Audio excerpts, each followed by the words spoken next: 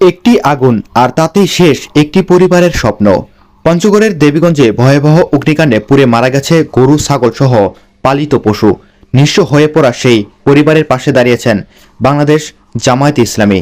গতকাল বৃহস্পতিবার দেবীগঞ্জ উপজেলার দেবীডোবা ইউনিয়নের মহলদারপাড়া এলাকায় ফজলুর রহমানের গোয়ালঘরে লাগে আগুন। মুহূর্তে লেলিহান শিখা গ্রাস করে নেয় পুরো ঘর। আগুনে পুড়ে মারা যায় গরু, ছাগল ও মুরগি সহ বেশ কিছু পালিত পশু, যেগুলি ছিল এই পরিবারের একমাত্র সম্বল। এক নিমিষেই সব শেষ। এমন দুঃসময়ে ক্ষতিগ্রস্ত পরিবারের পাশে দাঁড়িয়েছেন বাংলাদেশ জামায়াতে ইসলামী। দেবীগঞ্জ উপজেলা জামায়াতের আমির মাওলানা আব্দুল বাসিত সহ ইউনিয়ন পর্যায়ের নেতারা ঘটনাস্থল পরিদর্শন করেন, কথা বলেন ক্ষতিগ্রস্ত পরিবারের সঙ্গে। এ সময় পরিবারের হাতে তুলে দেওয়া হয় 11,000 টাকা নগদ সহায়তা। নেতারা জানান এটি সাময়িক সহায়তা, পুনর্বাসনে আরও পাশে থাকার আশ্বাস দেন তারা।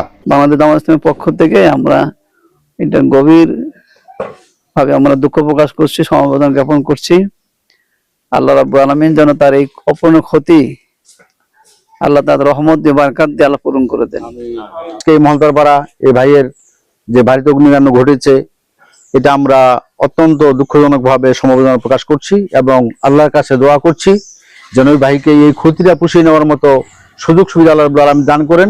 একটি আগুনে নিভে গেছে একটি পরিবারের স্বপ্ন। এখন তাদের অপেক্ষা সহায়তার হাত বাড়ানোর। শাহাদাত হোসেন, দেবীগঞ্জ সংবাদ।